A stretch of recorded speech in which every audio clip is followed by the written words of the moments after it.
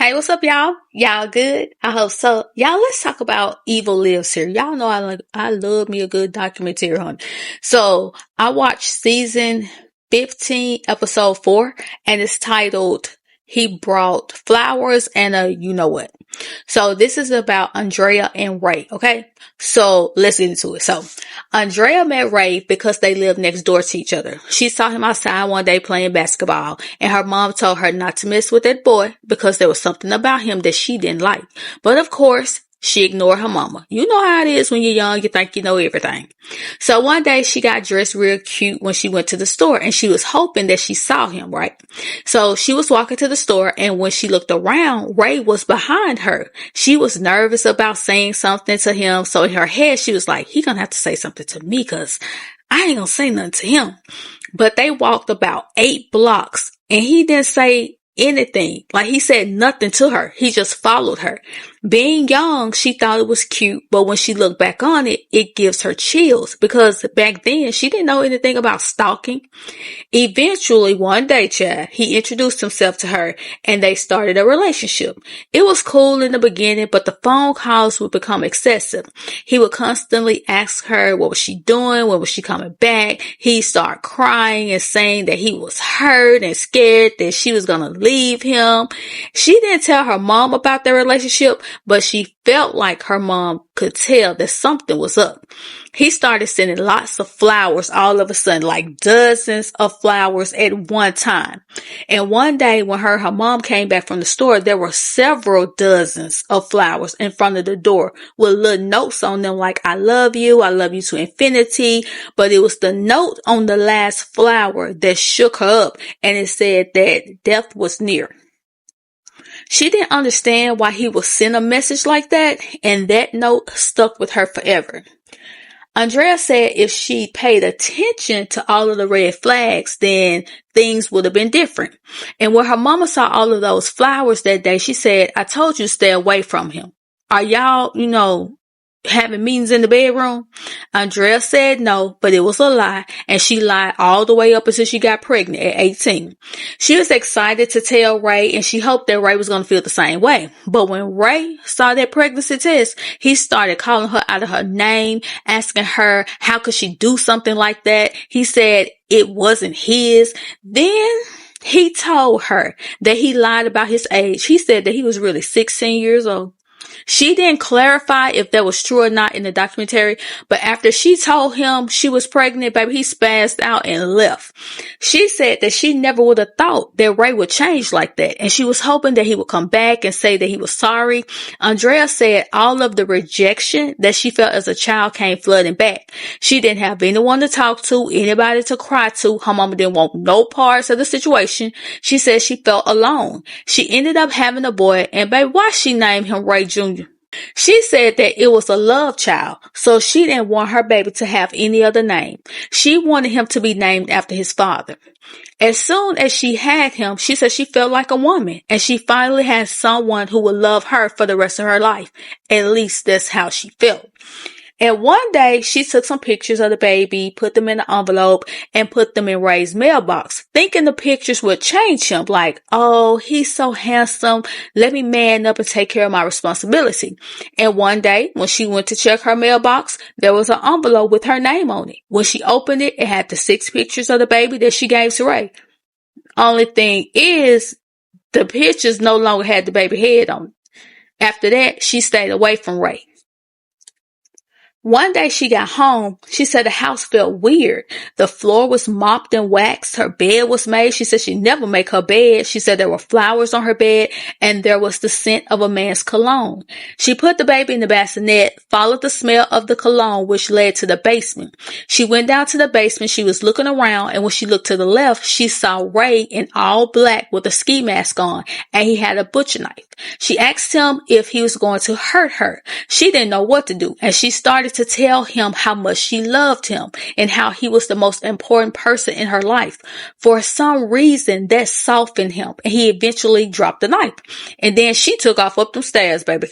She almost She said that he almost overpowered her, but when she thought about her baby, they gave her strength and she was able to push the door closed and she locked it. She called the police, but by the time they got there, Ray was gone and they basically told her what they tell everybody else, which is there's really not much we can do if he hasn't hurt you.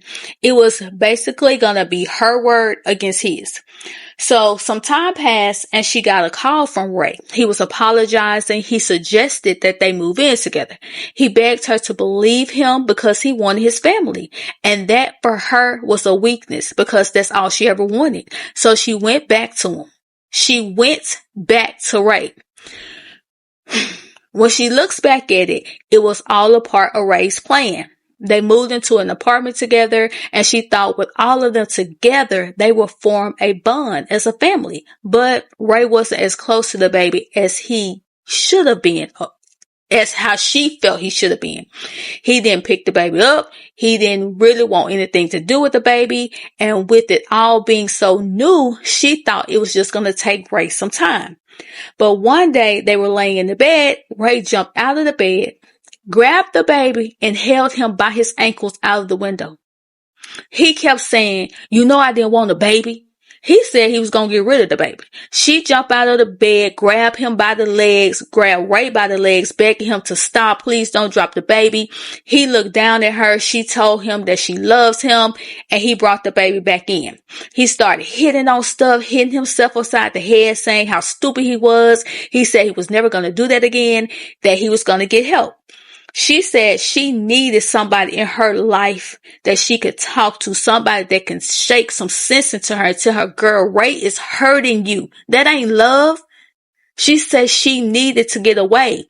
But when she would think back to the times that she would hear her mom with her stepfather, hear her mom cry in the back room, she said that she knew love hurts. That's how she understood love. She said, you don't know any different when you come from abuse.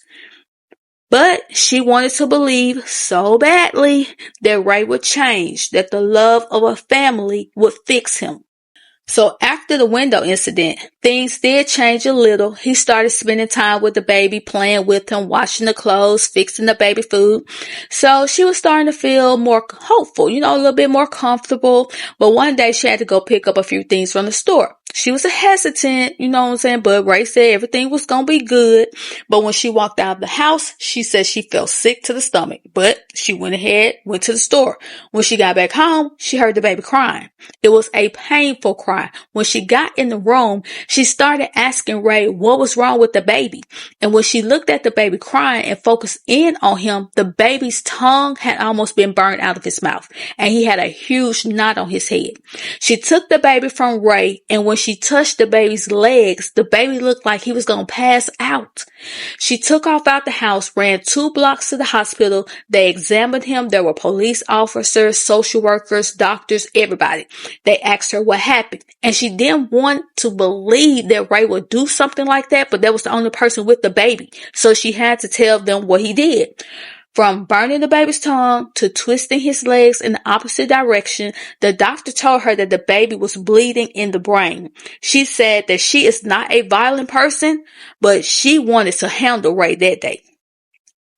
She stayed by her baby's side. She didn't even move to get food. And after a while, the bleeding did stop.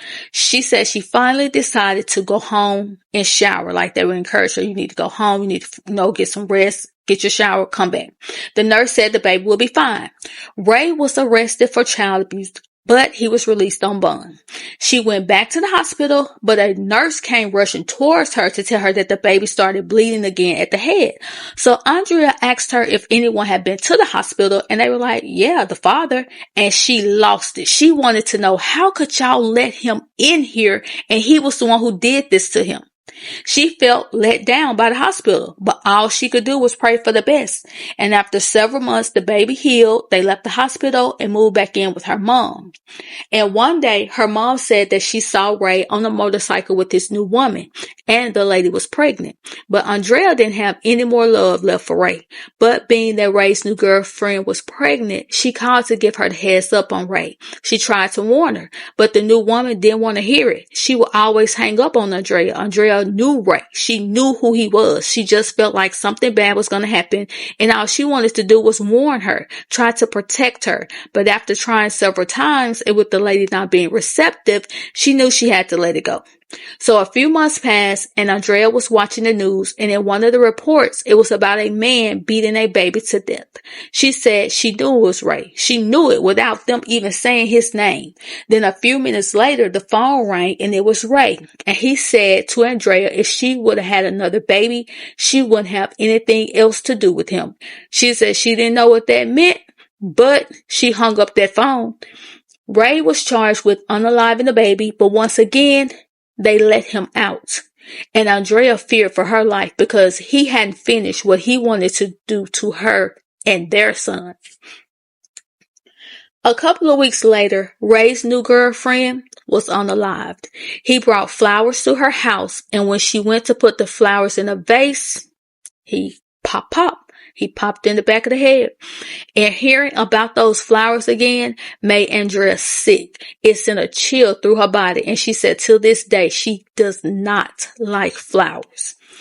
Andrea was looking at a clipping from an article about Ray and Tawana. That was the lady's name. And she said that it took her a while to read that article. She said that Tawana loved him. Like she loved him enough to marry him, and she gave him a baby. And he turned around and did that to her and to their daughter. But she also made it a point to say Ray was an evil man. But evil doesn't show their face right off the back. They want to win your trust first, get you right where they want you, and then they lose the mask. One day, she got a phone call, and the man on the other end asked her if she was Andrea. She said yes. The police officer said that Ray had popped himself, but he had a letter on him that was addressed to her. And in the letter, he said how much he loved her, and he apologized for everything he had put her through. She was enraged. She asked the officer if he could put the phone to Ray's ear, and he did. And she told him how much she hated him, and before she could finish everything she wanted to say, she heard the officer's voice telling her that he was gone. She had a lot of emotions going on inside of her, but she no longer had to hide. She didn't have to look over her shoulder or anything. Like a burden had been lifted off of her. She said looking back over her life, she overlooked a lot of red flags because she wanted love. She just wanted to be loved. She wanted her son to be loved. She just wanted that family that she didn't have growing up. She said, but it was a hard and a painful journey, right? But unfortunately, her and her son no longer have a relationship. He doesn't call her. He doesn't want a relationship with her. He blames her for his dad taking his life. But she hopes that if her son sees the episode, that he'll understand her story because she really loves her son. She said that her love for her son is forever, and she's waiting on the day when she can hear from him. So, have y'all watched Evil Lives Here? That Season 15, episode 4. So if y'all watch it, let me know what you think. Get down in the comments, and I'll talk to y'all later.